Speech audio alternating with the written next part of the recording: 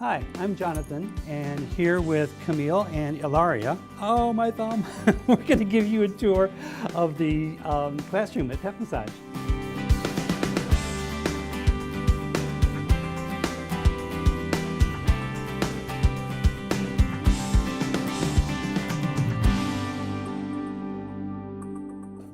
We just finished a workshop for the foundation level workshop. This is the manual that we used.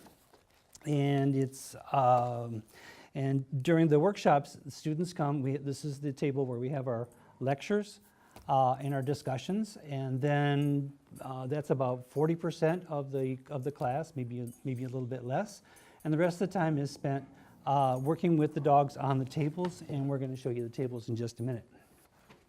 So during our class, we talk a lot about the skeleton and where the bones are attached, or where the muscles are attached to the bones and the ligaments, and how the fascia, how the skeleton hangs within a bag of fascia.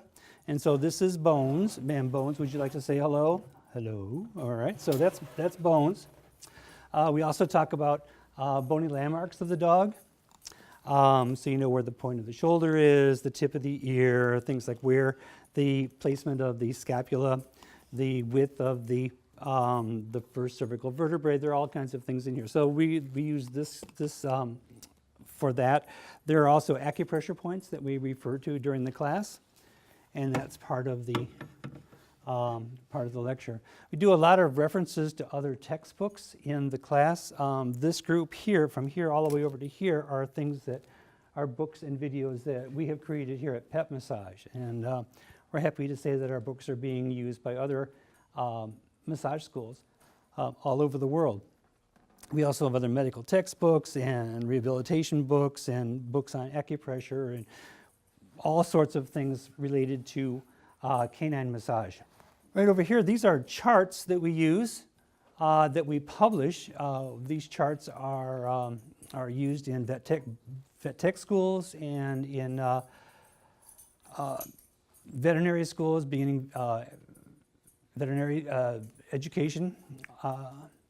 And so what we have here are the contours and bony landmarks of the dog, dog joints and ligaments, dog bones, the skeleton of the dog, superficial muscles, and the chakra and energy levels of the dogs. The canine acupressure chart we refer to, but we don't publish that one. So when students come to us, they very often bring their own dogs.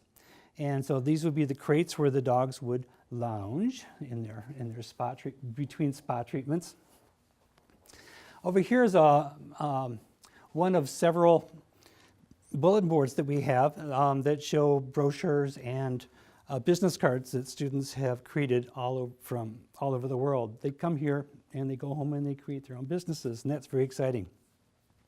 I love that one. It's just so clean, and it's just a paw print. I'm excited about this right here. This was our first national exposure, Dog Fancy magazine from the year 2000. We've been around for over 20 years. It talks about methods of massage, different pressure points. It's a sweet little article. The person that the editor chose to use for a photograph, that's not me. I do massages on tables. I don't think that the body mechanics are great here when a person is sitting on the floor, but that's what I teach. Over here we have another framed piece from Dog Fancy magazine, Massage magazine. And then one day someone called us and said, "Did you see the story about you in Cosmopolitan?" I said, "No, I never heard about it." And so evidently with Cosmopolitan, they realized that it's a cool new career for young women. I love it. So important for breath. We use breath in every aspect of the massage.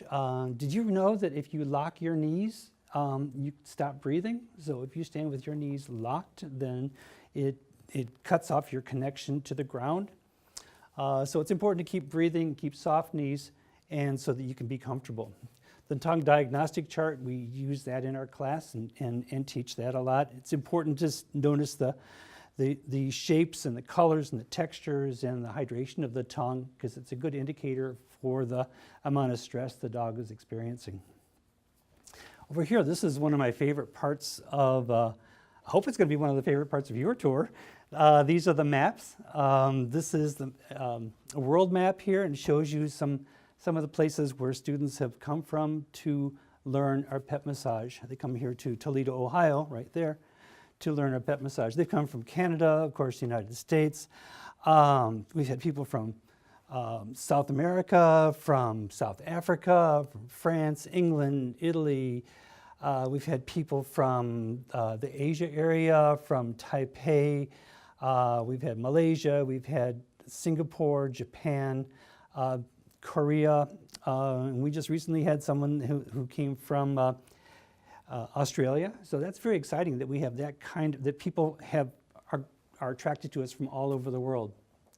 Speaking of the United States, we have had students that have come from every state in the country, which is very exciting that each one of these little pins, in fact, we have a little ritual during the workshop where the students will come over and they will place the pin in their little town. So that's very exciting. Each one of these pins represents a dream.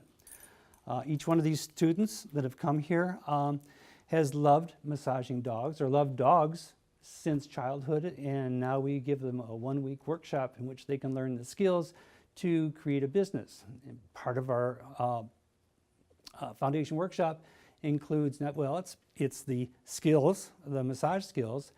It's also dog handling. It is a business course, so to get them started with their massage business. Hydration is so important. We always have water available for the dogs and for thirsty people that are giving interviews. Oh yeah. All right. Over here we have some certificates, some credentials for us and for our school. This is important here. This is our pet massage scope of practice. If you're going to have credibility as a vocation, we need to have some sort of limitations about what we can and cannot do. Here, the first thing we do is no harm. That's really important. And then we are very careful about not being able to make any kind of diagnosis or treating any kind of specific concerns. So it's important to have a scope of practice. We have a mission statement that defines what it is that we do, so we can remember why we're in business.